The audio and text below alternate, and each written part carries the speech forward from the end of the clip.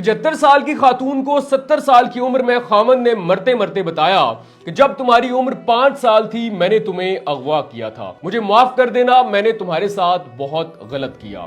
मुझे ये तो मालूम नहीं कि तुम्हारे वालिदैन कौन हैं, कहां हैं, लेकिन जब मैंने तुम्हें 5 साल की उम्र में अगवा किया तब तुम चीचा वतनी में मौजूद थी।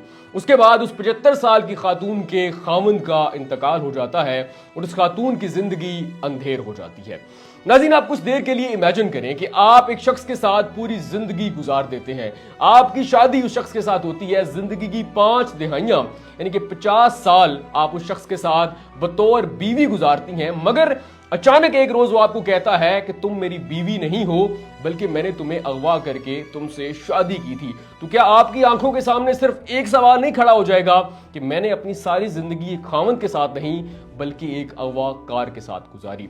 नाज़रीन, यही कहानी है चीचा वतनी से ताल्लुक रखने वाली आयशा की। अब आयशा का यह भी कहना है कि मुझे यह भी मालूम नहीं कि मेरा ये जो नाम है आयशा, क्या ये मेरे वालिदैन ने रखा या फिर मेरे अगवाकार यानी कि मेरे खामन ने रखा।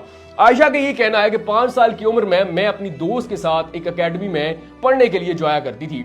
एक रोज जब मैं उस एकेडमी में पहुंचती हूं तो मेरी जो उस्तानी है वो मुझे कहती है कि फलां जगह पर जाओ, मेरे बाप को खाना देकर आओ और साथ अपनी इस दोस्त को भी ले जाओ। आयशा कहती है कि जब मैं अपनी दोस्त के साथ अपनी उस्तानी के वालिद को खाना देने के लिए जा रही थी तो रास्ते में एक शख्स ने मुझे मेरी दोस्त के हमरा अगवा कर लिया और उसके बाद मेरी दोस्त का क्या हुआ मुझे याद नहीं, मुझे बताया भी नहीं गया, लेकिन मुझे एक अजियतनाक जिंदगी गुजारना पड़ी। आगाज में मेरे अगवाकार ने मुझे अपने घर में रखा, मुझसे सफाइयां करवाई जाती, घर के तमाम काम करवाए जाते, यानी कि मुझे बतौर नौकरानी ट्रीट किया जाता, मुझसे घर के काम करवाए जाते, मुझे मारा पीटा जाता। और जब मेरी उम्र 25 साल हुई तो उसी शख्स ने मुझसे शादी कर ली। मैंने 50 साल इस शख्स के साथ गुजार दिए। मुझे मालूम नहीं था कि ये मेरा खामन नहीं बल्कि मेरा अगवाकार है।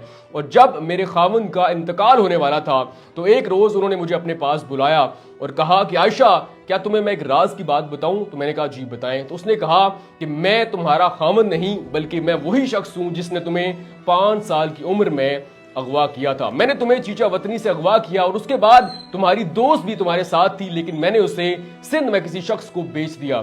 मैं तुम्हें घर लेकर आया, आगाज में तुमसे काम करवाता, तुमसे सफाइयां करवाता और फिर जब तुम्हारी उम्र 25 साल हुई यानी कि जब तुम जवान हुई तो मैंने तुमसे शादी कर ली। मैंने तुम्हारे साथ बहुत गलत किया है, मुझे माफ कर देना।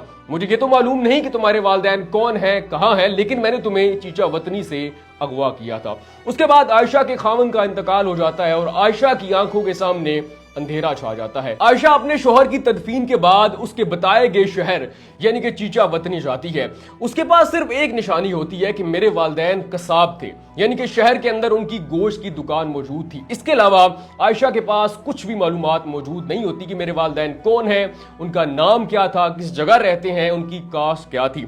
लेकिन ये जो केस है ये हम तक पहुंचा है वलीउल्लाह मारूफ साहब के जरिए। एक ऐसा शख्स जिसकी शायद अमाल की वजह से उसकी वालदा ने उसका नाम वली रखा और उसने करके दिखाया कि वली ऐसे होते हैं। वलीउल्लाह मारूफ ने अब तक पाकिस्तान समेत दुनिया भर से बहुत सारे ऐसे केस सॉल्व किए हैं जिनमें उनके प्यारे 50-60 साल से लापता है, उनका कोई अता पता नहीं है। बहुत सारे लोग अपनी बहनों, बहुत सारे लोग अपनी माओ, बहुत सारे लोग अपने भाइयों को ढूंढ रहे हैं और वसीला बनता है सिर्फ एक शख्स जिसका नाम है वलीउल्लाह मारूफ। वलीउल्लाह मारूफ साहब अपने पेज पर ये पोस्ट शेयर करते हैं, खातून की तस्वीर आती है, तफसीलात आती हैं और अब मुझ समेत बहुत सारे लोग आयशा के घर वालों को ढूंढने की कोशिश कर रहे हैं।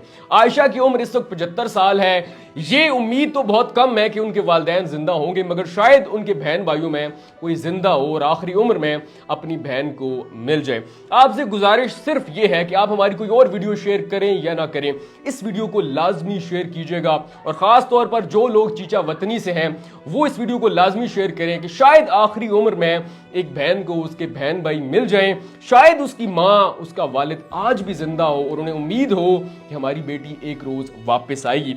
अब आयशा के पास सिर्फ 2 निशानियां हैं। पहली निशानी यह है कि उसके वालिदैन कसाब थे, गोश्त की दुकानें थी और दूसरा जो है उस पोस्ट के अंदर ये मेंशन है कि आयशा के जिस्म पर एक निशान मौजूद है। शायद उस निशान को देखकर उसके वालिदैन, उसके अजीजो अकारिब या फिर बहन भाई अपनी बहन को पहचान लें। ये वीडियो करने का मकसद भी यही है कि आप जो है इस वीडियो को लाजमी शेयर करें कि शायद आयशा को न सिर्फ उसके वालिदैन मिल जाएं, उसकी उम्मीद जो है वो लौट आए। और खास तौर पर यह शाउट आउट है वलीउल्लाह मारूफ साहब के लिए कि आप ही असल काम कर रहे हो।